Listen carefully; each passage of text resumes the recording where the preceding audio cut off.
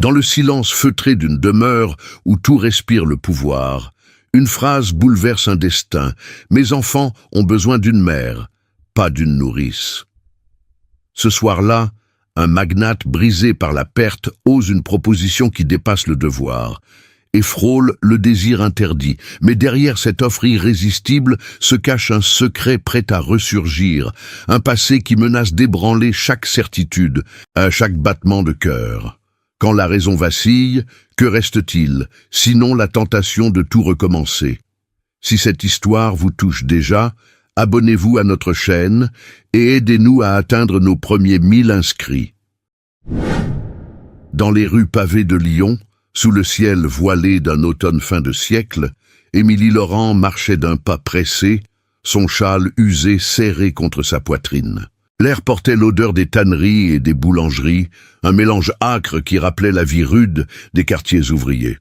À 32 ans, veuve depuis 3 ans, elle portait le poids de ses 2 enfants comme un fardeau invisible. Petite Louise, 7 ans, aux yeux fiévreux, et le garçon Henri, 9 ans, qui toussait la nuit dans leur mansarde étroite. « Maman, quand est-ce que papa reviendra ?» demanda souvent Henri, et chaque fois, le cœur d'Émilie se serrait comme dans un étau. Ce jour-là, la pluie fine avait transformé les pavés en miroirs glissants. Émilie se hâtait vers l'usine de soie, où elle cousait des rubans pour un salaire misérable. Ses mains, calleuses et tachées d'encre, tremblaient encore du froid de la nuit précédente. Elle avait veillé auprès de Louise, qui grelottait de fièvre, murmurant des prières oubliées de son enfance bourgeoise. Autrefois, Émilie avait connu le luxe. Fille d'un modeste négociant en vin, elle avait épousé jeune un ouvrier consciencieux, mais la maladie l'avait emportée, la laissant seule face à la dette et au déshonneur social. Les commérages des voisines la suivaient comme une ombre. Veuve trop jeune, elle finira mal. Soudain, au détour d'une ruelle étroite bordée de façades Renaissance délabrées, un fiacre noir s'arrêta net devant elle. La portière s'ouvrit avec un grincement théâtral et un homme en descendit, grand, imposant, vêtu d'un manteau de laine fine et d'un chapeau melon impeccable. Victor Beaumont, le magnate de la soie lyonnaise, celui dont le nom résonnait dans tous les salons et les usines. À 45 ans, il dominait l'empire textile avec une poigne de fer, ses yeux gris perçants comme l'acier des métiers à tisser. Émilie le connaissait de vue, il avait visité l'usine une fois, son regard balayant les ouvrières comme des pièces sur un échiquier. « Madame Laurent ?» dit-il d'une voix grave, autoritaire, qui fit sursauter les passants. « Un mot, s'il vous plaît. » Émilie s'immobilisa, le cœur battant. Pourquoi lui? Elle n'était qu'une couturière anonyme parmi des centaines. « Monsieur Beaumont, je suis en retard pour mon travail. » Il s'approcha. Son parfum de tabac et de cuir neuf contrastant avec l'humidité ambiante. « Vos enfants ont besoin d'une mère, pas d'une nourrice, » murmura-t-il, ces mots tombant comme un verdict. Émilie sentit un frisson la traverser. Comment savait-il? Avait-il des espions dans les bas-fonds? « Je vous offre une proposition irrésistible.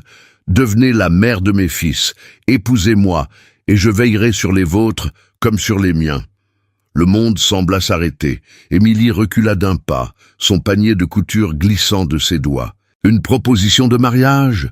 De cet homme froid, veuf lui aussi, père de 2 garçons turbulents, dont la fortune faisait trembler les rivaux? Mais derrière ces mots, elle devinait l'ombre d'un marché. Non pas l'amour, mais un arrangement pour sauver son empire familial des ragots et des dettes cachées. Ses propres enfants, sauvés de la misère, élevé dans un hôtel particulier, au balcon de fer forgé, loin des toux nocturnes et des dettes impayées. Pourtant son âme se rebellait. Était-ce un piège? Un moyen pour lui de réparer son image auprès de la haute société lyonnaise, où les veufs riches étaient courtisés mais jamais jugés seuls. « Pourquoi moi ?» balbutia-t-elle, la voix étouffée par le bruit des charrettes au loin. Victor la fixa, un sourire fugace aux lèvres, comme s'il détenait déjà la réponse. « Parce que vous êtes forte, madame, et parce que le destin nous lie plus que vous ne l'imaginez. » Il remonta dans le fiacre sans attendre de réponse, laissant Émilie plantée là, sous la pluie qui redoublait. Ses pensées tourbillonnaient. Accepter, c'était trahir le souvenir de son mari. refuser, c'était condamner ses enfants à l'oubli. Au loin, l'horloge de la cathédrale sonna midi, un glas pour sa vie d'avant. Ce soir-là, dans la mansarde éclairée d'une unique chandelle, Émilie serra Louise contre elle. La petite murmura dans son sommeil « Maman, j'ai faim ». Les larmes coulèrent sur les joues d'Émilie. La proposition de Victor Beaumont n'était pas une chance, mais un choix impossible. Un fil tendu entre la survie et l'âme. Et si elle disait oui, les portes de la belle époque s'ouvriraient-elles pour elle ou se refermeraient-elles comme une trappe? Imaginez-vous à sa place, chers auditeurs, face à un tel dilemme. Si cette histoire vous captive déjà, abonnez-vous au canal pour ne rien manquer des drames qui suivront. Et commentez-moi de quelle ville et de quel pays vous nous regardez. Votre voix nous porte plus loin. Le fiacre s'éloigna, mais le destin d'Émilie venait de basculer. Que ferait-elle? La nuit porta conseil ou peut-être le désespoir.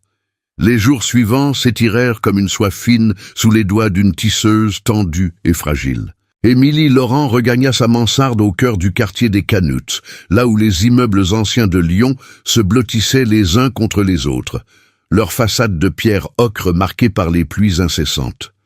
L'air était chargé d'une humidité persistante, imprégné des effluves de la Saône voisine et des feux de charbon qui chauffaient les ateliers.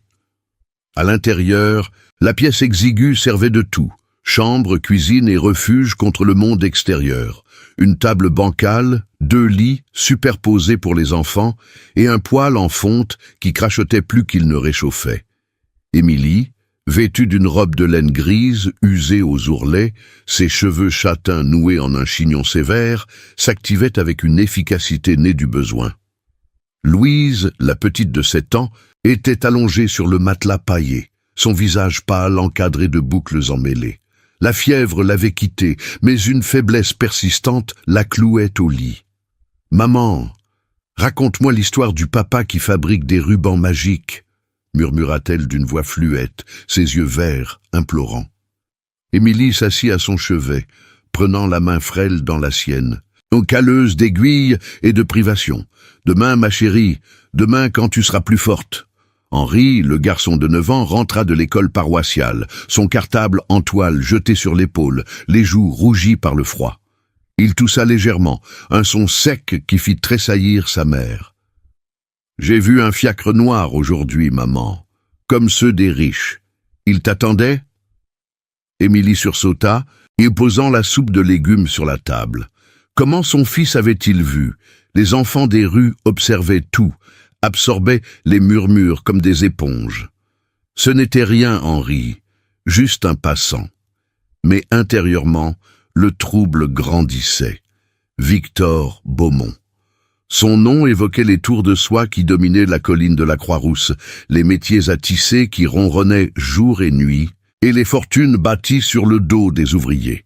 Veuf depuis 5 ans, il avait perdu sa femme dans un accident de diligence lors d'un voyage à Paris, laissant 2 fils, Alexandre, 13 ans, studieux et distant, et Thibaut, 10 ans, espiègle et rebelle.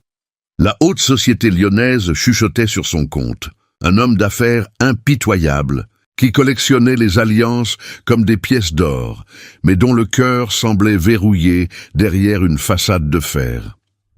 Le lendemain matin, Émilie se leva avant l'aube, allumant la chandelle d'un geste habitué. Elle prépara le petit déjeuner frugal, du pain rassis trempé dans du lait dilué et un peu de fromage pour les enfants. Vêtue de son corsage ajusté et de sa jupe plissée, conforme aux mœurs modestes des veuves ouvrières, elle descendit les escaliers grinçants vers la rue.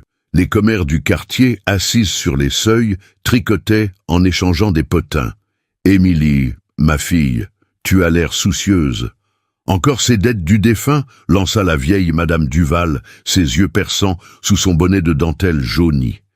Émilie força un sourire. « Rien que le travail, madame. Les enfants vont bien. » Mais les regards suivaient son pas. Une veuve jeune, belle encore malgré les cernes, attirait les jugements. Dans la belle époque lyonnaise, les hiérarchies sociales étaient des chaînes invisibles. Les bourgeois en redingotes et hauts de forme régnaient sur les salons feutrés du Rhône, tandis que les classes moyennes, comme la sienne, naviguaient entre respectabilité et précarité. À l'usine de soie, nichée au pied des pentes escarpées, Émilie s'installa à sa paillasse, cousant des rubans chatoyants destinés aux chapeaux des dames de la haute. Le bruit des machines à vapeur, un grondement sourd, emplissait l'air chargé de poussière de cocon. Ses collègues, des femmes aux mains agiles et au dos voûté, échangèrent des histoires à voix basse. « As-tu vu le maître hier ? Beaumont en personne !» souffla Marie, une ouvrière aux cheveux roux. « Il cherche une gouvernante pour ses fils, paraît-il. Une veuve respectable pour redorer son blason. » Émilie piqua son aiguille plus fort, le cœur serré, un premier indicio de tension. Les rumeurs circulaient déjà, serpentant des salons aux ateliers comme la soie brute. Était-ce pour cela qu'il l'avait choisi ? Pas par charité, mais pour parer son image ternie par des scandales financiers discrets, des prêts douteux, des concurrents ruinés. Midi sonna à l'horloge de l'usine, libérant les ouvrières pour une pause dans la cour pavée. Émilie s'assit sur un banc, mordant dans son quignon de pain. Un messager apparut soudain, un jeune garçon en livrée noire portant un pli cacheté. « Pour Madame Laurent !» dit-il d'une voix claire, tendant l'enveloppe avant de s'éclipser. Les doigts tremblants, Émilie brisa le sceau orné d'un B élégant. À l'intérieur, une carte gravée « Réfléchissez à ma proposition. Vos enfants méritent plus que cette vie. Rejoignez-moi demain au Café des Négociants, à 2h. Victor Beaumont. » Le papier crissait entre ses mains, un symbole de monde en collision. Autour d'elle, les murmures s'amplifièrent. « Une lettre ? De qui ?»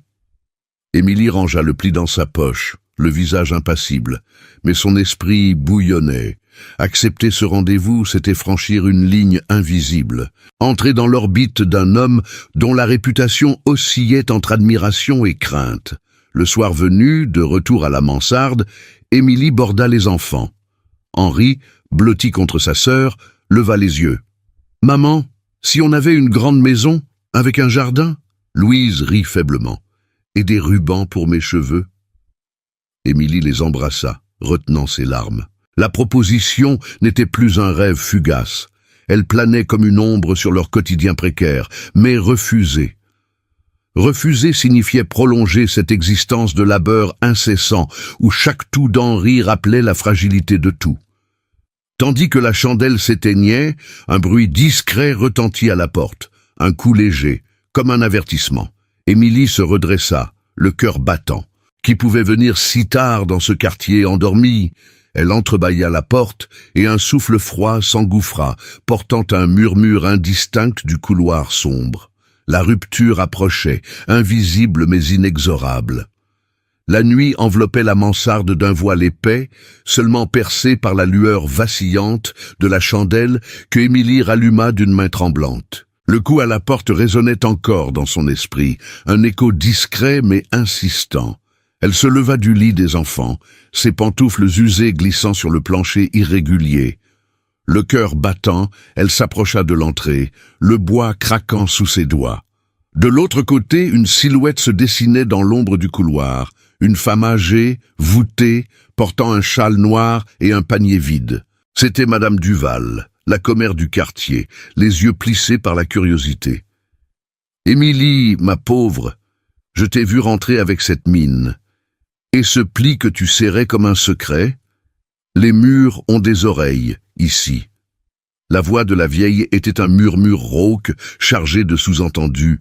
Émilie hésita, la porte entrebâillée. Refuser de parler, cela ne ferait qu'alimenter les ragots. « Entrez, madame, mais parlez bas, les enfants dorment. » Madame Duval s'installa sur le tabouret bancal, ses articulations craquant comme des branches sèches. L'air de la pièce se chargea d'une tension palpable, l'odeur de soupe froide se mêlant à celle de la suie. « J'ai entendu dire que le grand Beaumont t'a remarqué, un fiacre noir, des mots sur tes enfants. Ma fille, dans ce lion des soies et des ombres, une veuve comme toi ne croise pas un tel homme par hasard. Il cherche une façade respectable pour ses affaires troubles, des dettes, des rivaux qui guettent. Accepte, et tu sauves les tiens, refuse, et les langues s'aiguiseront. » Émilie sentit une vague de nausées monter. Les rumeurs rampaient déjà, serpentant des ateliers au seuil des portes. Elle s'assit en face, les mains jointes pour masquer leur tremblement. C'est une proposition de mariage, madame, pour mes enfants, pour une vie meilleure. Mais, et mon mari, et cette société qui nous jugera, je ne suis pas une marchandise. La vieille secoua la tête, un sourire édenté aux lèvres. La société, elle dévore les faibles, Émilie. Victor Beaumont est un loup, mais il protège les siens. Réfléchis. Demain, au café des négociants, il attend. Et si tu dis non, qui paiera les remèdes de Louise?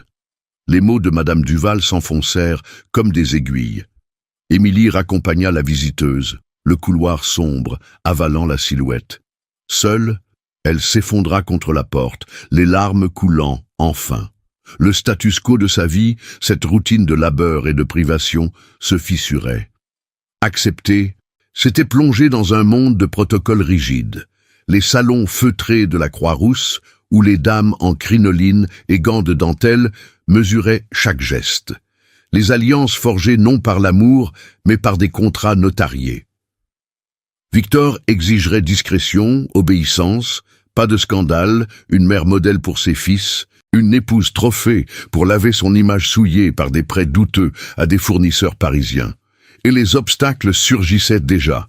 Les dettes de son défunt mari que les créanciers talonnaient, les calomnies des ouvrières qui la verraient comme une traîtresse grimpant l'échelle sociale. L'aube se leva grise, la pluie martelant les tuiles. Émilie prépara les enfants pour l'école, son visage un masque de calme forcé.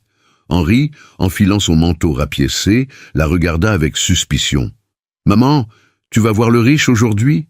Pour qu'on ait une maison ?» Louise, encore faible, serra sa poupée de chiffon. « Promets que tu reviens, maman. » Émilie les embrassa, le cœur serré. « Toujours, mes amours, toujours. » Elle descendit dans la rue, où les charrettes cahotaient sur les pavés luisants. Le quartier des Canuts bruissait, les femmes portèrent des cornettes amidonnées, les hommes des casquettes de toile, tous prisonniers de la hiérarchie inflexible de la belle époque. Une veuve remariée à un magnate? Cela briserait les chaînes ou les resserrerait en un étau de jugement.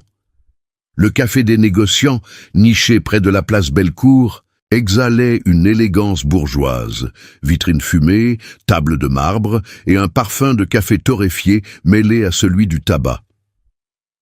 Émilie y entra à 2 heures précises, sa robe grise lavée à la hâte contrastant avec les redingotes des clients. Victor Beaumont l'attendait dans un coin discret, un journal plié devant lui, ses doigts gantés tambourinant légèrement. À ses côtés, un homme maigre en habit noir, Meduval, notaire de la famille, un allié potentiel avec ses lunettes pincées et son air de confident. « Madame Laurent, vous voilà !» dit Victor, se levant avec une courtoisie calculée. Ses yeux gris la scrutèrent, notant chaque détail, le châle élimé, les cernes profonds. « Asseyez-vous, nous parlerons franchement. » Émilie obéit, les jambes flageolantes. Le notaire tout sauta. Monsieur Beaumont propose un contrat clair, mariage civil dans 8 jours à la mairie de la Guillotière. Vos enfants intégreront l'hôtel particulier de la rue de la République. Dot, 20 000 francs pour effacer vos dettes, plus une allocation mensuelle. En échange, discrétion absolue sur les affaires de monsieur. Pas de questions sur ses associés. Les mots tombèrent comme des pierres. 20 000 francs, une fortune pour elle, un détail pour lui. Mais les règles du nouveau monde se dessinaient. Surveillance publique, où chaque sortie serait épiée par les salons lyonnais. Veto sur ses anciennes fréquentations. Ces ouvrières qui deviendraient des ombres interdites. Et la calomnie inévitable. Car une ascension si rapide sentait le scandale. Et si je refuse ? Murmura Émilie, la voix ferme malgré la peur. Victor se pencha, son parfum envahissant l'espace. Vos enfants tousseront encore dans le froid. Mes fils ont besoin d'une mère stable, pas d'une gouvernante éphémère. C'est un choix, madame, mais le temps presse. Des rumeurs courent déjà sur mes finances. Un mariage respectable les étoufferait. Meduval intervint, un allié bienveillant malgré son rôle. Pensez à l'avenir, madame. La loi sur les successions protège les veuves, mais pas les orphelins. Émilie hésita, le poids social la clouant sur place. Refuser coûterait cher, les créanciers saisiraient la mansarde, Louise manquerait de soins. Pourtant, Son âme hurlait trahir le souvenir de son mari pour un marché froid. Un serveur passa, jetant un regard curieux. Déjà, les premiers obstacles. Les yeux de la société, prêts à juger. Soudain, un homme entra, grand, moustachu, vêtu d'un manteau usé. Un rival de Victor, Monsieur Lefebvre, négociant en soierie, dont les yeux s'attardèrent sur le trio. Beaumont, toujours en affaires, et avec une. « Avez connaissance ?» Son ton dégoulinait de fiel, un antagoniste en germe, jaloux des empires rivaux. Victor se raidit, mais garda son calme. « Occupez-vous des vôtres, Lefebvre. » L'incident incitant frappa Émilie comme un coup de fouet. Le monde de Victor n'était pas un refuge, mais un champ de mines, où alliance et trahison se nouaient autour d'une tasse de café. Elle se leva, les mains moites. J'accepte le rendez-vous pour réfléchir, mais pas de contrat sans garantie pour mes enfants. Victor hocha la tête, un sourire victorieux effleurant ses lèvres. Sage décision. Revenez demain avec votre réponse. Émilie quitta le café, l'air automnal la giflant. La rupture était actée, plus de retour à la mansarde anonyme. Un choix forcé l'attendait, signer et changer de maison, de vie, de tout. Mais au loin, un fiacre noir l'attendait déjà comme un présage. Et si Lefebvre avait vu, les calomnies enflammeraient-elles Lyon avant même le oui? Les jours suivants filèrent comme un métier à tisser sous tension, chaque heure marquant le tissu fragile de la vie d'Émilie Laurent. Elle avait accepté de réfléchir. Mais le poids du contrat notarié planait sur elle comme un nuage bas sur la Saône. Le fiacre noir qui l'attendait ce soir-là, aux abords du café des négociants, n'était pas un hasard. Victor Beaumont l'avait fait suivre discrètement par un valet fidèle. « Pour votre sécurité, madame », avait-il expliqué plus tard dans une lettre pliée avec soin, cachetée d'un sceau de cire rouge. Cette missive, arrivée à la mansarde le lendemain, devint son premier objet symbolique, un papier fin parfumé aux lavandes qui reposait désormais sur la table bancale à côté du pain du matin. Émilie le relisait en secret, ses doigts effleurant les mots tracés d'une encre noire élégante. « Vos enfants méritent un avenir. Répondez-moi vite. » L'acceptation vint dans l'urgence. 3 jours après le rendez-vous, alors que les créanciers tambourinaient à la porte pour les dettes du défunt, Émilie signa le contrat chez Meuduval. Pas un mariage d'amour, mais un arrangement. Union civile dans 1 semaine, à la mairie modeste de la Guillotière.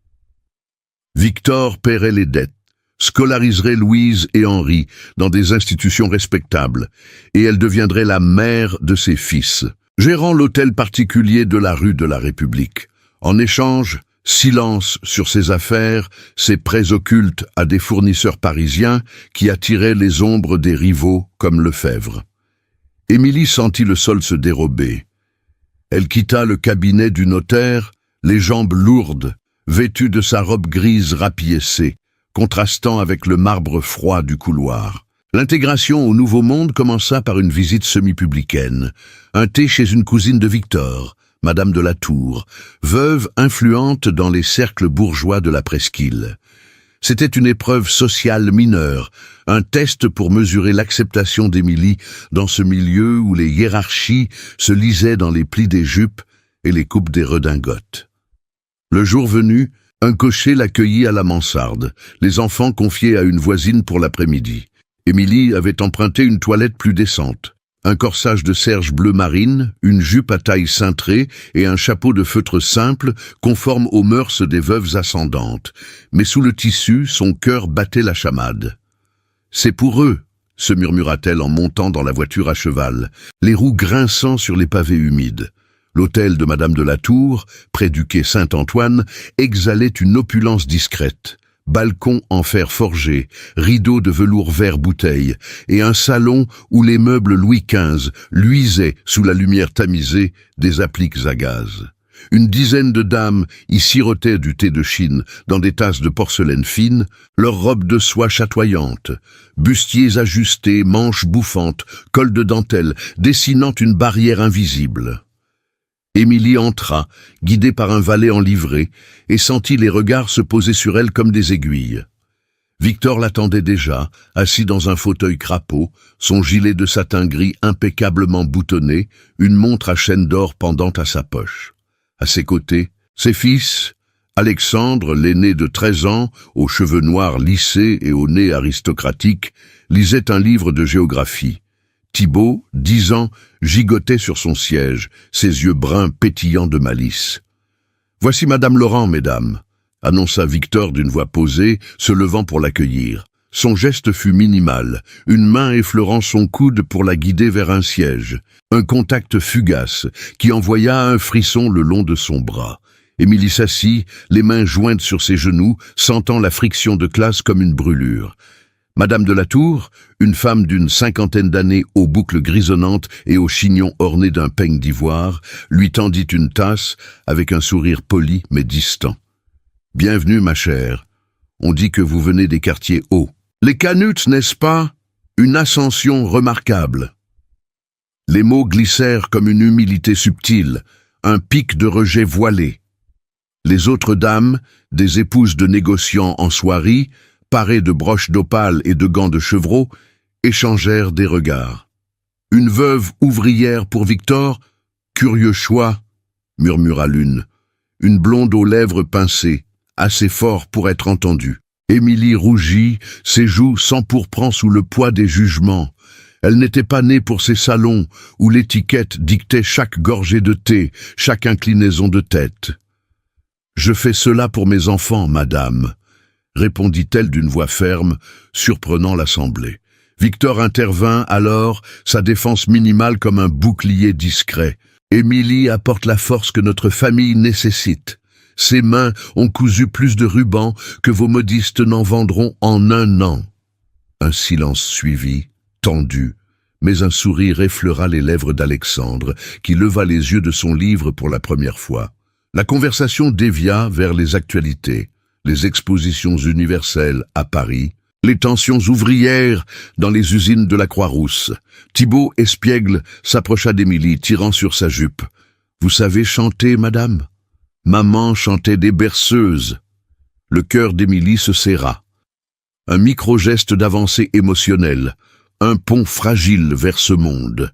Elle posa une main sur l'épaule du garçon, un rosse léger, et murmura « Je chanterai pour toi, si tu le souhaites. » Victor observa, ses yeux gris s'adoucissant un instant dans un silence partagé, comme si un fil invisible se nouait entre eux. Pas de passion, mais une compréhension naissante, forgée dans le devoir. Pourtant, l'antagoniste guettait dans l'ombre. À travers la vitre embuée, Émilie aperçut une silhouette, Monsieur Lefebvre, le rival moustachu, posté sur le trottoir d'en face, un journal à la main, ses yeux plissés observant la scène. Avait-il suivi le cocher? Ses lèvres se courbèrent en un rictus. Il notait déjà, sans doute, pour semer la discorde dans les cercles rivaux. Une friction de classe plus profonde émana. Une dame glissa à l'oreille de sa voisine. Elle sent encore le fil de soie brute. Victor mérite mieux. Émilie serra la lettre de Victor dans sa poche. L'objet symbolique la consolant comme un talisman, initiant un arc émotionnel de résilience. Le thé s'acheva sur une note aigre-douce. Victor l'escorta dehors, son bras frôlant le sien dans un geste protecteur. « Vous avez tenu bon », murmura-t-il, un regard prolongé qui fit battre son pouls. Mais au loin, Lefebvre s'éloigna, un pli à la main, une lettre peut-être, destinée aux journaux lyonnais. Émilie remonta en voiture, l'air frais la giflant. La preuve sociale mineure était passée, mais à quel prix? Le lendemain, un commentaire circulait déjà dans les salons. La veuve des Canuts conquiert Beaumont? Un scandale en soi? Et si Lefebvre frappait plus fort, transformant cette intégration en piège public? La tempête s'abattit sur Lyon comme un verdict divin. Au crépuscule du 4e jour après le thé chez Madame de la Tour, le ciel, d'un gris acier, se déchira en rafales hurlantes, transformant les rues de la presqu'île en torrents furieux. Émilie Laurent, de retour à la mansarde pour une nuit volée avant l'union civile imminente, avait prévu de ranger ses maigres affaires. Mais le vent mugit, les volets claquèrent, et la Saône, gonflée, menaça d'envahir les quais. Victor Beaumont, alerté par un messager essoufflé, envoya son fiacre la chercher. « Pas question que vous restiez là-bas », ordonna-t-il par un billet glissé au cocher. « La rivière monte, venez à l'hôtel particulier. » Émilie hésita, serrant Louise contre elle dans la pièce glacée où l'eau suintait déjà des murs. Henri, les yeux écarquillés, observait la pluie qui martelait les tuiles. « Maman, on va où ?» murmura-t-il, sa voix noyée par le tonnerre. Elle n'eut d'autre choix. Le confinamento forcé par la tormenta les arracha à la mansarde, les enfants enveloppés dans des châles trempés. Le fiacre les emporta à travers les boulevards balayés, les chevaux hennissant contre le déluge. Arrivé rue de la République, l'hôtel particulier se dressa comme un bastion, façade haussmannienne aux balcons ornés, lumières à gaz dansant derrière les vitres. Victor les accueillit à la porte, son manteau ruisselant, les cheveux plaqués par l'averse. « Entrez, vite !» dit-il, sa voix grave couvrant le chaos extérieur. Pour la première fois, Émilie vit une fêlure dans son armure. Ses yeux gris, habituellement froids, trahissaient une urgence protectrice. À l'intérieur, la chaleur des cheminées enveloppa le groupe comme un manteau bienveillant. L'hôtel, vaste et feutré, contrastait avec la misère des canutes, parquets cirés, tapisseries de soie aux motifs floraux et un escalier en colimaçon menant aux chambres hautes de plafond. Alexandre et Thibault attendaient dans le salon, près d'un feu crépitant.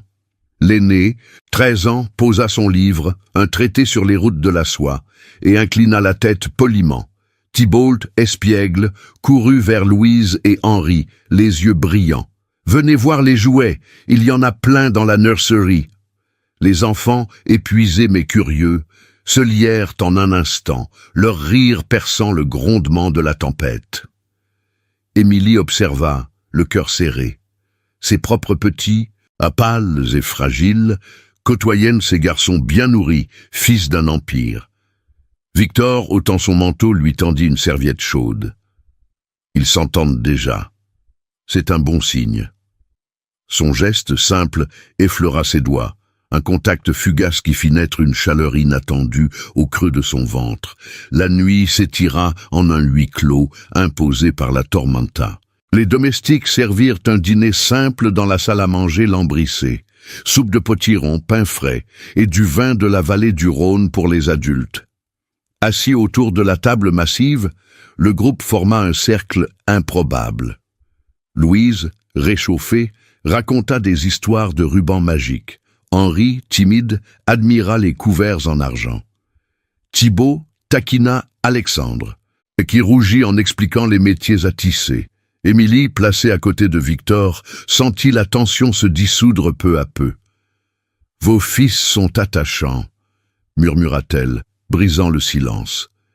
Il hocha la tête, son regard s'adoucissant. Ils ont perdu leur mère trop tôt. Un accident de diligence près de Vienne. Elle rentrait d'un achat de soierie. La roue a cédé. Sa voix se brisa légèrement, révélant une plaie ouverte. Le luto, non pas froid, mais un devoir écrasant qui l'avait blindé contre le monde. Après le repas, tandis que les enfants montaient se coucher sous la garde d'une nurse discrète, Victor guida Émilie vers la bibliothèque, un sanctuaire aux murs tapissés de livres reliés cuir. La tormenta hurlait dehors, les éclairs zébrant les vitres comme des cicatrices. « Asseyez-vous » dit-il, allumant une lampe à huile qui projeta des ombres dansantes.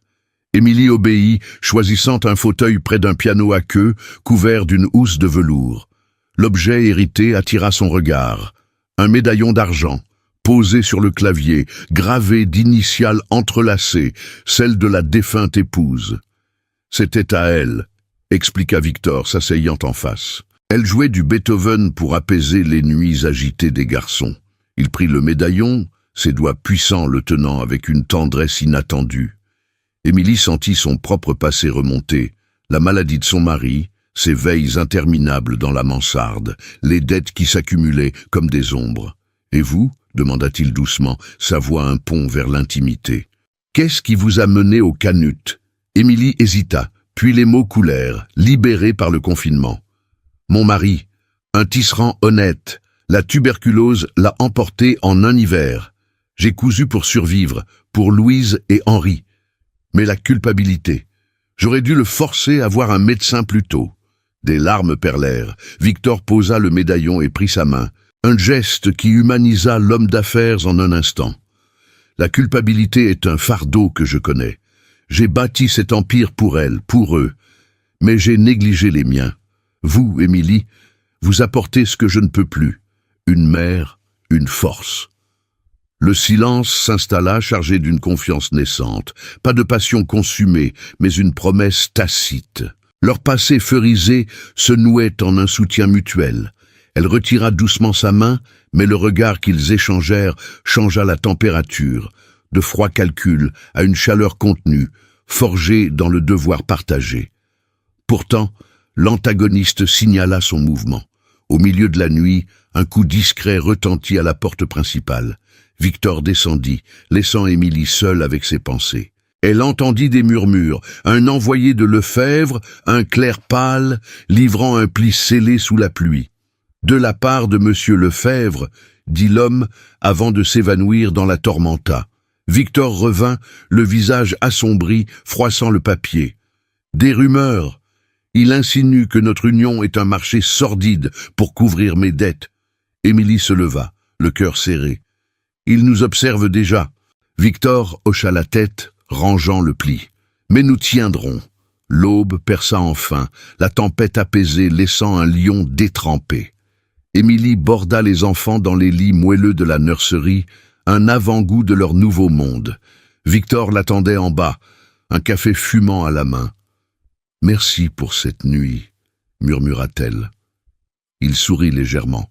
C'était nécessaire. Leur confiance s'était fortifiée, mais le pli de Lefebvre reposait comme une ombre. Soudain, un messager frappa à nouveau, une lettre urgente, arrivée par pigeon voyageur d'un allié parisien. Victor l'ouvrit, son visage blêmissant. Les créanciers de Lefebvre bougent. Ils exigent une rencontre demain, où ils publient tout. La marée émotionnelle retomba. Le giraud suspendu par une menace imminente. Émilie sentit le piège se refermer, leur intimité naissante, testée par l'extérieur cruel. Et si Lefebvre ruinait tout avant l'union? Le soleil se leva sur un lion encore ruisselant, les rues de la presqu'île luisant comme après un baptême forcé.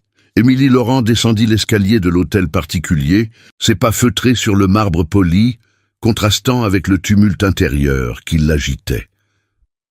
La nuit de confidence avait tissé un lien fragile avec Victor Beaumont. Mais le pli de Lefebvre, ce serpent de papier, gisait sur le bureau comme une malédiction. Les enfants dormaient encore dans la nursery, leur rire de la veille, un souvenir doux, amer. Victor l'attendait dans le salon, une tasse de café fumant entre les mains, son visage marqué par une nuit sans repos. Ses yeux gris, d'ordinaire si impénétrables, trahissaient une fêlure, la peur d'un empire qui vacillait.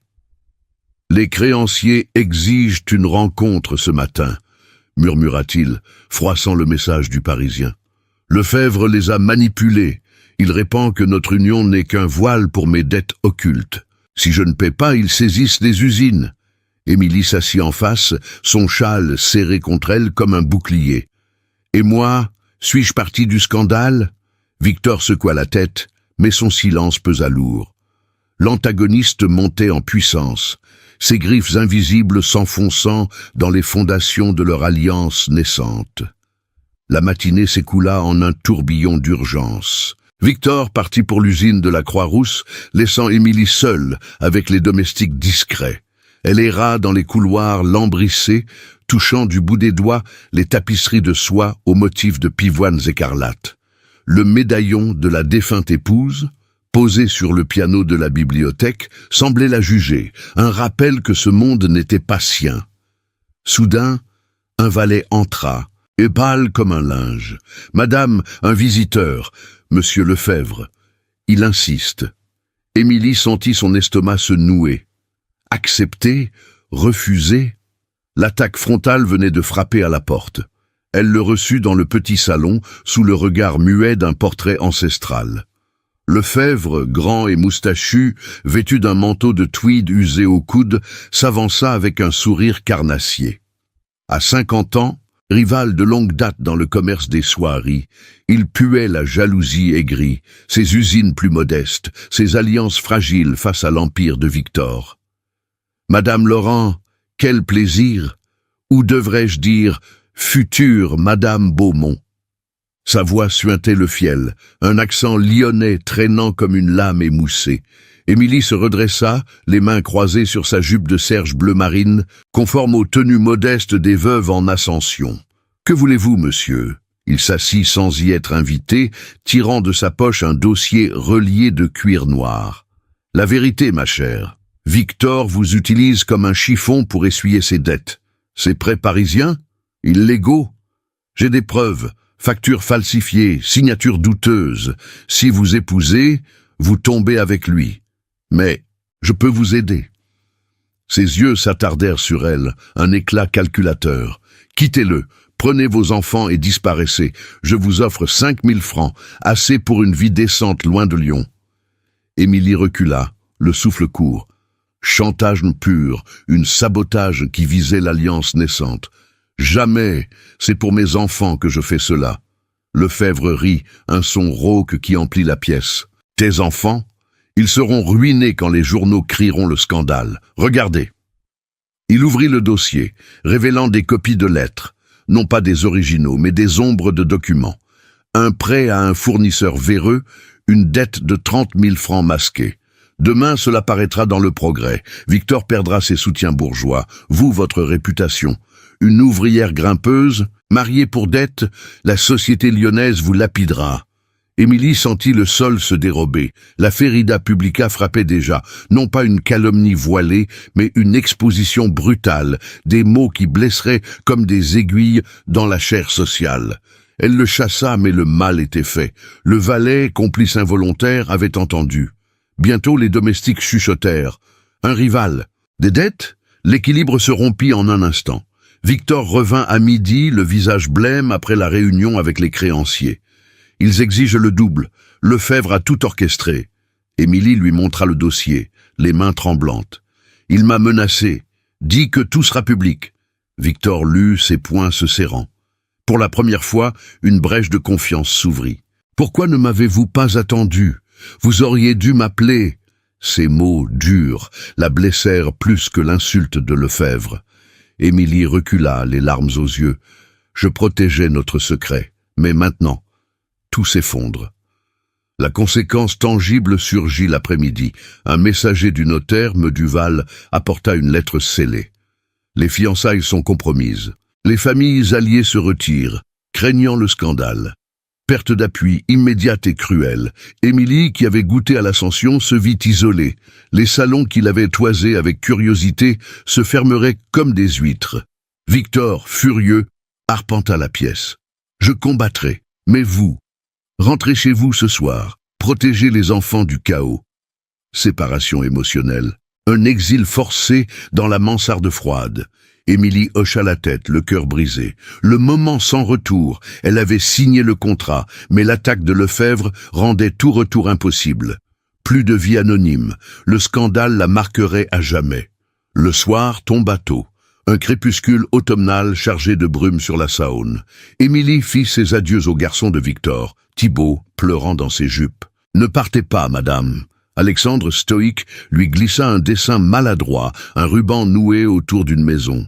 Victor l'escorta jusqu'au fiacre, son bras frôlant le sien une dernière fois, mais le regard distant. « C'est pour le mieux, pour l'instant. » Le véhicule s'éloigna, emportant Émilie et ses enfants vers les Canuts, où les commères attendaient déjà, flairant le vent. La mansarde, humide et exiguë, les avala comme un refuge précaire. Allongée sur le matelas paillé, Émilie serra Louise contre elle, écoutant la toux d'Henri. L'ultimato social planait. Demain, les journaux déchaîneraient l'orage. Victor combattrait-il seul? Ou leur lien, si neuf, se briserait-il pour de bon? Au loin, l'horloge sonna 8 heures, un glas pour l'équilibre perdu. Les jours suivants s'étirèrent en un brouillard de rumeurs. Lyon entière, semblant retenir son souffle avant l'orage. Émilie Laurent, recluse dans la mansarde des Canuts, sentait les murs se resserrer comme un étau. Les commères du quartier, assises sur leur seuil, la dévisageaient avec une curiosité vorace, leurs murmures filant comme des flèches empoisonnées. La veuve et le magnate, un marché pour dette, à ce qu'on dit. Louise, pâle encore de sa fièvre, serrait sa poupée de chiffon contre elle, tandis qu'Henri, les yeux rougis par l'insomnie, questionnait sans relâche. « Maman, pourquoi on est rentré? La grande maison !» Émilie les berçait, masquant son désespoir derrière un sourire forcé, mais intérieurement, la colère bouillonnait. Lefebvre, ce serpent moustachu, avait semé le poison. Ces insinuations, propagées par des valets complices, enflammaient les salons bourgeois et les ateliers ouvriers. Le Progrès, le journal local, avait publié un article voilé ce matin-là. Union intéressée dans l'empire de la soie, dette et alliance fragile. Pas de nom, mais Lyon savait.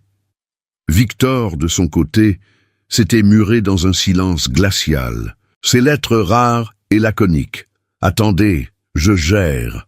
Pourtant, au cœur de cette nuit sans lune, alors que la pluie fine tambourinait sur les tuiles, Émilie ne put plus supporter l'inaction. Elle fouilla dans ses maigres possessions, tirant d'un coffret usé une lettre jaunie, la dernière de son défunt mari, écrite avant sa toux fatale.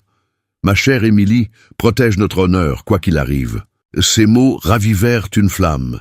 Elle ne serait pas une victime passive. Le lendemain, à l'aube grise, elle enveloppa les enfants chez Madame Duval, la commère repentie qui avait offert son aide. « Je reviens vite », promit-elle à Louise, embrassant ses boucles emmêlées. Vêtue de sa robe de serge bleu marine, un châle noir jeté sur les épaules, elle descendit les escaliers grinçants et se dirigea vers l'hôtel particulier de Victor, ignorant les regards des passants. À la porte, le valet hésita, mais elle insista, la voix ferme. « Annoncez-moi à Monsieur Beaumont. C'est urgent. » Victor la reçut dans son bureau, une pièce au mur tapissée de livres de comptes et de cartes des routes commerciales, éclairée par une lampe à huile qui projetait des ombres longues. Il se leva d'un fauteuil de cuir, son visage marqué par des cernes profonds, sa redingote grise froissée pour la première fois. « Émilie, que faites-vous ici? C'est dangereux !» Ses yeux gris, durs comme l'acier, trahissaient non la colère, mais une fatigue écrasante. Elle posa sur le bureau un paquet enveloppé de tissus, des documents volés à Lefebvre, glanés par un ancien collègue d'usine, un ouvrier loyal qui avait surpris le rival dans une taverne enfumée. « Ouvrez !» dit-elle simplement. Victor obéit, ses mains gantées dénouant le tissu.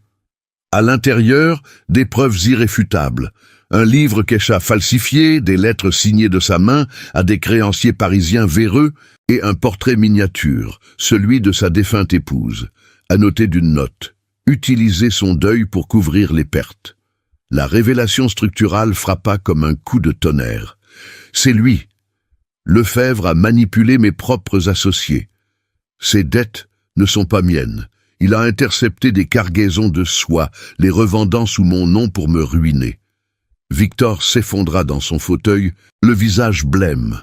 Pour la première fois, sa froideur s'explique, non de l'indifférence, mais d'une culpabilité profonde, un devoir filial envers un père ruiné par des rivaux comme Lefebvre, qu'il avait juré de surpasser sans faille.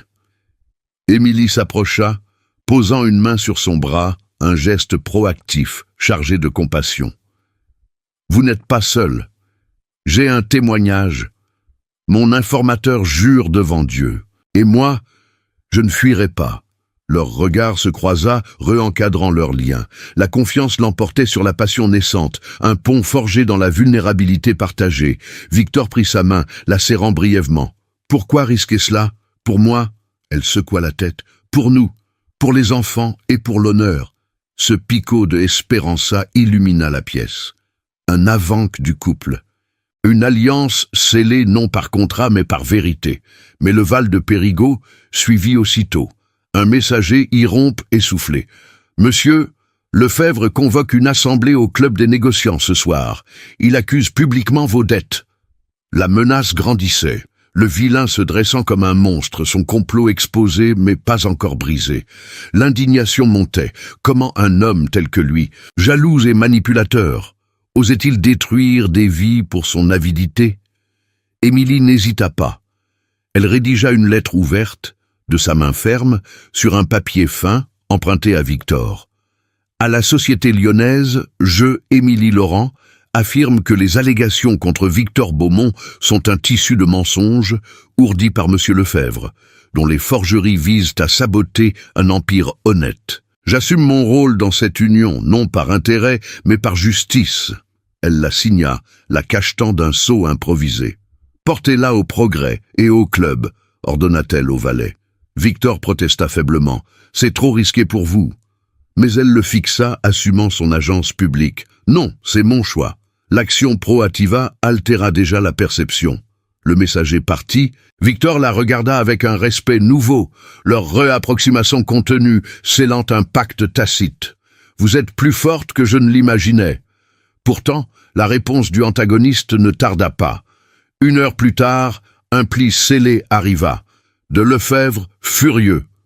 Madame, votre ingérence vous coûtera cher.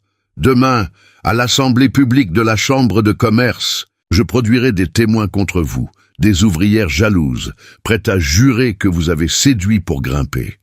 La menace escaladait. Un val plus profond. Isolation sociale, calomnie sur son passé modeste. Émilie serra les poings, l'indignation publique contre le vilain culminant en elle, un homme qui piétinait les veuves et les orphelins pour son empire chancelant. Victor se leva, posant une main sur son épaule. Nous irons ensemble, à l'Assemblée. Ce nouveau Pico de Esperanza, leur union renforcée, prête à affronter le monde. Mais le gancho final plana comme un présage. Une invitation formelle glissa sous la porte, un carton gravé. Assemblée décisive à la Chambre de commerce demain soir. Présence impérative pour M. Beaumont et sa promise. Lefebvre les convoquait. Le piège tendu pour un affrontement public. Émilie et Victor échangèrent un regard déterminé, mais l'ombre du complot persistait. Survivrait-il à cette épreuve, ou le vilain les briserait-il enfin? La nuit tombait, Lyon endormi sous un voile de brume, attendant le verdict. La chambre de commerce de Lyon, nichée au cœur de la presqu'île, se dressait comme un temple du négoce, sous le ciel automnal, chargé de nuages bas. Ses colonnes de pierre sculptées, inspirées des architectures Renaissance, encadraient une salle vaste, aux lambris sombres et aux lustres à gaz, qui diffusaient une lumière chaude, presque théâtrale. Ce soir-là, l'assemblée bruissait d'une tension palpable. Négociants en redingotes ajustées, épouses parées de colliers de perles et de robes de soie aux manches gigots, tous venus pour l'événement décisif. L'air embaumait le tabac fin et le parfum de lavande, mais sous les murmures courtois, un courant d'intrigue serpentait comme la Saône en crue. Victor Beaumont et Émilie Laurent entrèrent côte à côte, son bras frôlant le sien dans un geste de soutien discret. Elle portait une toilette empruntée à la garde-robe de la défunte, un bustier de velours bleu nuit, une jupe plissée à taille cintrée et un châle de cachemire conforme aux élégances bourgeoises de l'époque. Ses cheveux châtains, relevés en un chignon orné d'une barrette d'ivoire, encadraient un visage pâle mais résolu. Victor, en habit noir impeccable, sa montre à chaîne scintillant, serrait dans sa poche les documents qu'elle lui avait fournis. Ses preuves volées, un livre de comptes falsifiés et des lettres incriminantes. Les regards se tournèrent vers eux comme des lames. Madame de la Tour, assise au premier rang avec d'autres dames influentes, inclina la tête avec une curiosité mêlée de doute. « Voilà la veuve des Canutes », chuchota une voix anonyme, assez fort pour piquer Émilie au vif. Lefebvre trônait au podium, moustache lustrée et yeux étincelants de triomphe anticipé. À 50 ans, il dominait la scène comme un acteur de mélodrame, flanqué de 2 témoins, une ouvrière aux traits durs, achetée pour un sac de francs, et un clerc parisien à l'air fuyant. « Messieurs, mesdames !» tonna-t-il, sa voix résonnant sous les voûtes. « Ce soir, nous dévoilons la vérité sur l'Empire Beaumont. Des dettes occultes, des prêts illégaux, et une alliance honteuse pour les masquer. » Il brandit un dossier gonflé, des copies de factures truquées et une lettre forgée. Un faux missive où Victor avouait ses malversations, scellé d'un cachet imité. La sabotage finale frappa l'Assemblée comme un coup de tonnerre, murmures outrés, regards accusateurs vers le couple. L'ouvrière, tremblante, jura « J'ai vu Madame Laurent séduire monsieur pour grimper dans les ateliers ». La calomnie visait Émilie, la peignant en intrigante cupide, une ascension indigne dans ce bastion de la respectabilité lyonnaise. Émilie sentit son cœur marteler sa poitrine, les mains moites sous son châle. Victor se raidit à ses côtés, prêt à riposter, mais elle posa une main sur son avant-bras, un geste tacite, leur lien forgé dans la tourmente. « Laissez-moi » murmura-t-elle. Le président de la Chambre, un homme bedonnant aux favoris grisonnants, lui accorda la parole d'un hochement. Émilie monta au podium, ses pas résonnant sur le parquet ciré, face à une mer de visages hostiles. « Messieurs, mesdames » commença-t-elle, la voix claire malgré le tremblement intérieur. « Je ne suis pas né dans vos salons, mais dans les ateliers des canutes, où les mains cousent la soie qui pare vos épouses. Accuser Victor Beaumont de dette, c'est un mensonge ourdi par Monsieur Lefebvre, dont la jalousie ronge son propre empire chancelant. » Elle sortit les documents, les déployant avec une dignité qui fit taire les murmures.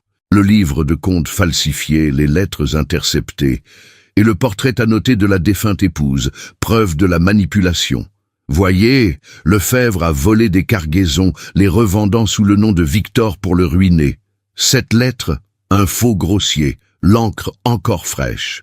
Un brouhaha s'éleva, mais Émilie appela sa témoin clé, l'ouvrier loyal des ateliers. Un homme trapu aux mains calleuses, qui s'avança sous les regards stupéfaits. J'ai entendu Lefebvre se vanter dans une taverne, jurant de briser Beaumont par tous les moyens, ses papiers volés de son bureau. La contre-attaque intelligente se déploya comme une toile de soie. Stratégie sociale, où Émilie transforma sa modestie en force, invoquant l'honneur des veuves et des orphelins face à la cupidité. Lefebvre blêmit, sa moustache frémissant. « Mensonge! Cette femme est une menteuse !» Mais le président examina les preuves, son visage s'assombrissant. La communauté, d'abord dubitative, re-encadra Émilie. De l'intruse humilée à la figure respectée, une veuve courageuse défendant la justice. Applaudissements sporadiques éclatèrent. Madame de la Tour se levant pour acclamer « Bravo, madame !» Vous honorez Lyon plus que ces intrigues viles. Le picot de Euphoria surgit comme un éclat de soleil. Lefebvre, acculé, tenta une ultime défense, mais le président le coupa. Vos forgeries sont évidentes, monsieur. La Chambre sanctionne. Exclusion immédiate et poursuite pour diffamation. Humiliation publique totale. Le rival, chancelant, quitta la salle sous les huées, son dossier arraché de ses mains tremblantes. Victor rejoignit Émilie sur le podium, son regard gris pétillant d'une fierté contenue. « Vous avez sauvé tout », murmura-t-il, sa main effleurant la sienne en un serment muet. L'Assemblée les ovationna, les barrières de classe effondrées dans ce triomphe cathartique. Émilie, le cœur gonflé, sentit les larmes monter, validation de leur parcours, de l'amour naissant au-delà des contrats. Si cette victoire vous émeut autant que nous, abonnez-vous au canal pour ne rater aucune autre histoire passionnante comme celle-ci. Le silence post-tempête enveloppa la salle, les lustres à gaz vacillant comme des étoiles apaisées. Victor et Émilie sortirent dans la nuit fraîche, leurs pas synchronisés sur les pavés luisants. Sans un mot, il l'attira dans l'ombre d'un porche, son souffle chaud contre son oreille. Demain, l'union sera scellée par choix, non par nécessité. Leur engagement intime, tacite, scella le moment, un baiser fugace chargé de promesses sous le voile étoilé de Lyon. Mais au loin, un fiacre noir filait dans l'obscurité. Un écho du passé ou un nouveau danger? Les jours suivants s'écoulèrent comme un fleuve apaisé après la crue, emportant les scories du scandale. Lyon, sous un soleil d'automne pâle, reprit son rythme feutré. Les charrettes cahotant sur les quais de la Saône, les ouvriers regagnant les ateliers de la Croix-Rousse, et les salons bourgeois murmurant encore l'exploit d'Émilie Laurent. La chambre de commerce avait agi vite. Lefebvre, acculé par les preuves irréfutables, ce livre de comptes falsifié et ses lettres interceptées, fut sanctionné sans pitié. Le président, d'une voix tonnante qui résonna sous les voûtes, prononça l'exclusion définitive. « Monsieur Lefebvre, vos intrigues souillent l'honneur de notre négoce. Vous perdez vos droits à la Chambre et vos usines seront saisies pour dettes simulées. » L'antagoniste, blême et tremblant, quitta la ville le lendemain, exilé vers Marseille, sa fortune évaporée en prêts impayés, son prestige réduit à néant. Les négociants rivaux, autrefois neutres, se repositionnèrent. Certains, comme Duval le notaire, devinrent alliés fidèles, récompensés par des contrats lucratifs dans l'Empire Beaumont. Madame de la Tour, touchée par le courage d'Émilie, offrit son parrainage dans les cercles influents, transformant les regards dubitatifs en admiration discrète. Victor Beaumont, libéré du poids des accusations, régla les fils légaux avec une efficacité froide. Les créanciers parisiens, confrontés aux documents authentiques, se rétractèrent sous menace de poursuites. Les dettes occultes, ces cargaisons volées par Lefebvre, furent effacées par une transaction notariée, scellée dans le bureau lambrissé du notaire. « C'est fini », murmura Victor à Émilie lors d'une visite matinale à l'hôtel particulier. Elle hocha la tête, ses yeux verts brillant d'un soulagement mêlé de prudence. Les enfants, tous quatre, jouaient déjà dans le jardin clos. Louise et Henri, nourris et vêtus de neuf, petite redingote pour le garçon, robe de percale à collerette pour la fillette, s'entremêlaient avec Alexandre et Thibaut autour d'un bassin au nénuphar. Thibaut, espiègle comme toujours, lançait des cailloux dans l'eau, tandis qu'Alexandre expliquait patiemment les routes de la soie à Henri, fasciné. « Une famille !» souffla Émilie, le cœur gonflé. Victor posa une main sur son épaule, un geste devenu naturel. Par choix désormais. L'union civile, repoussée par le tumulte, fut célébrée 8 jours plus tard à la mairie de la Guillotière, dans une cérémonie simple mais empreinte de vérité. Pas de tralala somptueux, mais un rituel symbolique qui balayait les ombres du passé. Victor offrit à Émilie un anneau d'or pur, sans inscription ni histoire, un cercle lisse, forgé sur mesure par un joaillier discret de la rue de la République, symbolisant un commencement vierge. « Pour nous, sans chaîne », dit-il en glissant l'anneau à son doigt, sa voix grave vibrant d'une émotion contenue. Émilie, vêtue d'une robe de soie ivoire aux manches bouffantes et au corsage orné de dentelles fines, conforme aux élégances modestes de l'époque, répondit par un serment personnel. « Je choisis cette vie, pour l'honneur et l'amour naissant. » Le maire, un homme rondouillard aux favoris impeccables, scella l'acte d'un tampon solennel. Les enfants, alignés en rang sage, jetèrent des pétales de rose cueillis au jardin, un rire joyeux perçant le silence officiel. Plus de contrat froid, une alliance entre égaux, forgée dans l'adversité. Le nouveau équilibre s'établit avec grâce. L'hôtel particulier devint un havre transformé.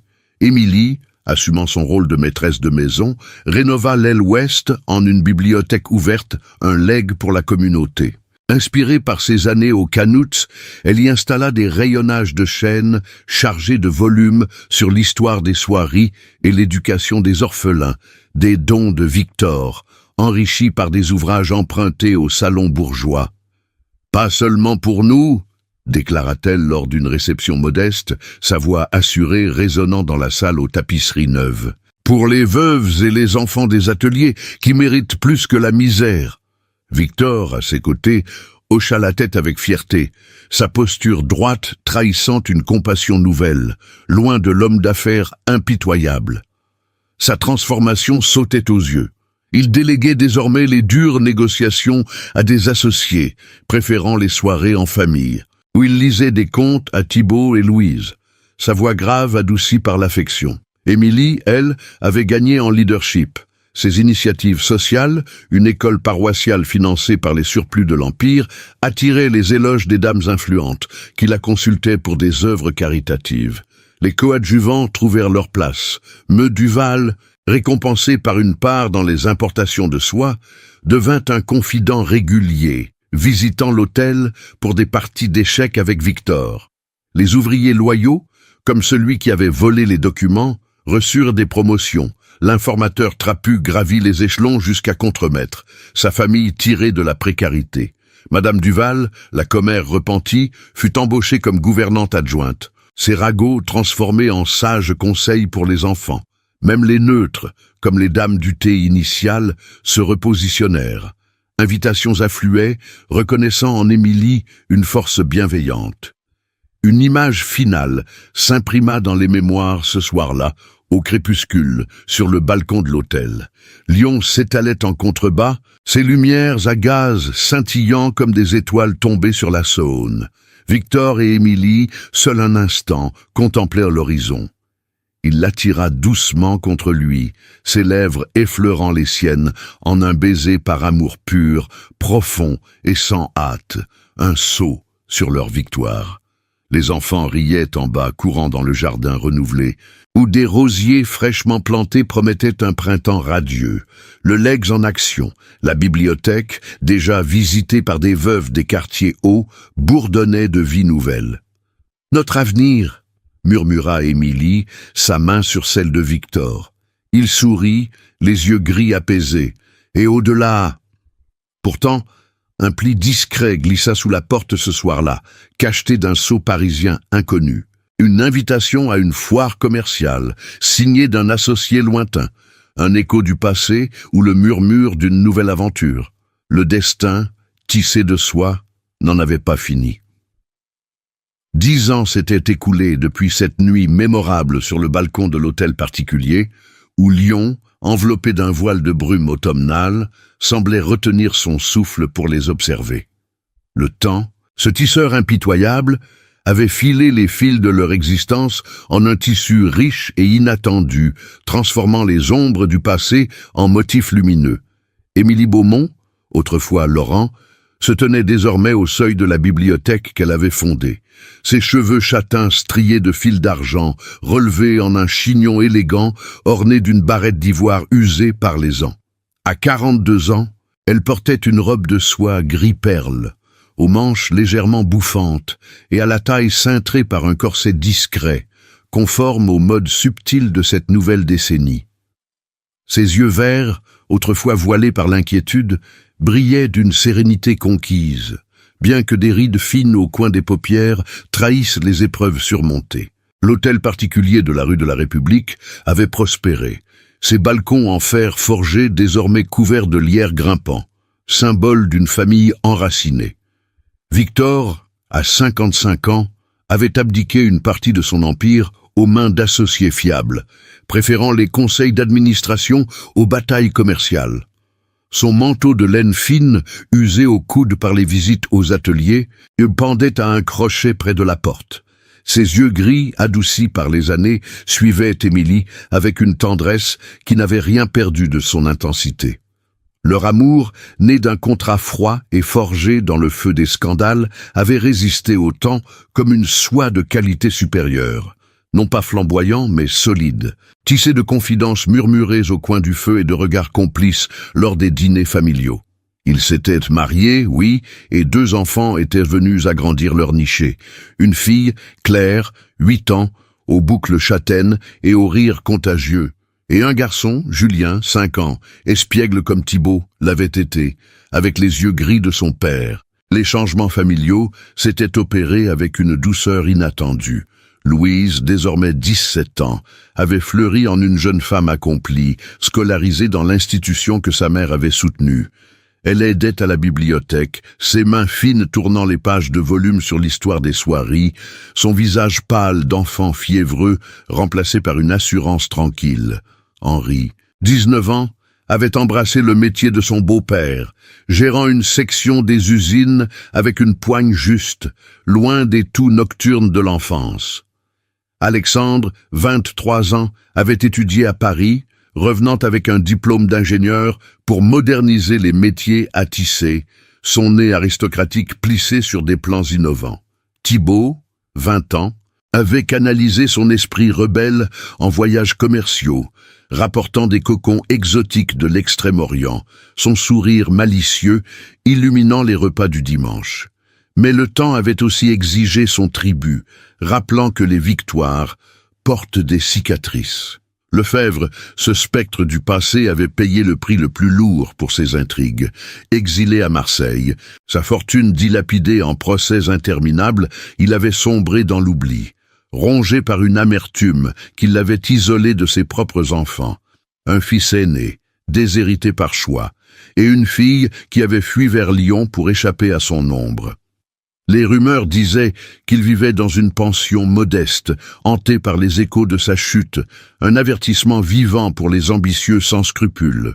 Meduval, l'allié fidèle, avait connu une fin paisible 5 ans plus tôt, léguant à Émilie un portrait familial qui trônait désormais dans la bibliothèque.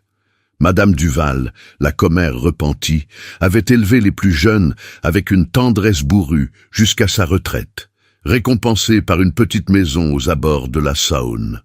La société lyonnaise avait évolué, elle aussi, sous l'influence discrète du couple. La bibliothèque d'Émilie, ouverte aux veuves et aux ouvrières des Canutes, bourdonnait désormais de vie. Des ateliers de lecture où des femmes en cornettes amidonnées apprenaient à coudre des motifs complexes.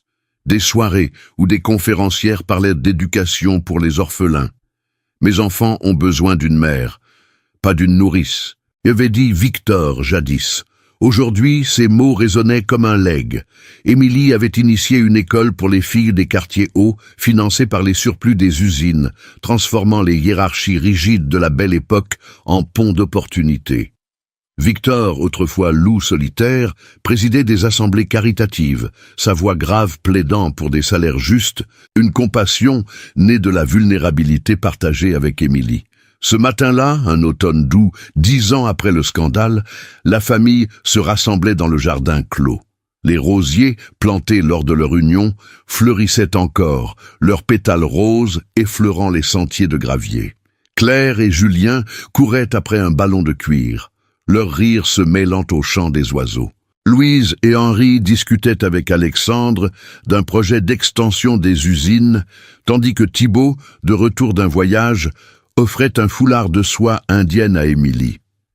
Victor s'approcha d'elle, glissant un bras autour de sa taille, son souffle chaud contre son oreille. « Regarde-les » murmura-t-il, les yeux embués de nostalgie. « De la misère aux étoiles » Émilie se tourna vers lui, ses doigts entrelacés aux siens, l'anneau d'or lisse scintillant au soleil. « Et nous, Victor, nous avons tenu. » Leurs lèvres se frôlèrent en un baiser doux, chargé d'années de silence complice et de joie simple. Un amour qui avait survécu aux tempêtes, plus fort que jamais. Au loin, la Saône coulait paisiblement, emportant les échos du passé. La bibliothèque ouvrait ses portes, accueillant une nouvelle génération de veuves et d'orphelins. Émilie sourit, le cœur rempli d'une émotion profonde, nostalgique. La vie, tissée de drames et de triomphes, s'offrait à eux comme un horizon infini. Lyon, témoin muet, continuait son chant éternel, berceau de leur saga inoubliable. Et maintenant, chers auditeurs, permettez-moi de conclure cette saga tissée de soie et de destin, où Émilie et Victor ont transformé un marché froid en un amour indéfectible, défiant les ombres de la jalousie et des hiérarchies impitoyables. Leur histoire, ancrée dans le cœur battant de la belle époque lyonnaise, nous enseigne des leçons précieuses qui résonnent bien au-delà des pavés humides de la Saône. D'abord, la force réside dans l'agence personnelle. Émilie, veuve modeste des Canutes, n'a pas attendu le salut d'autrui. Elle a saisi les documents, affronté les salons et forgé son chemin avec une dignité qui a ébranlé les tours d'ivoire. Que cela nous inspire à ne jamais céder face aux tempêtes sociales, à transformer les dettes en legs, les ragots en justice. Ensuite, l'amour véritable naît du partage des fardeaux. Victor, ce magnate au cœur blindé, a trouvé en Émilie non une façade, mais une partenaire qui a guéri ses plaies invisibles. Leur union nous rappelle que les alliances vraies surpassent les contrats, que la vulnérabilité partagée tisse des liens plus solides que l'or. Enfin, la compassion triomphe de la cupidité. Lefebvre, prisonnier de son avidité, s'est effondré dans l'oubli, tandis que le couple a bâti une bibliothèque et une école, semant des graines pour les oubliés des ateliers. Dans un monde de classes figées, leur victoire montre que l'empathie élève, que protéger les siens, enfants, veuves ouvrier, forge un héritage éternel. Cette narrative, pleine de rebondissements et d'émotions pures, nous invite à réfléchir.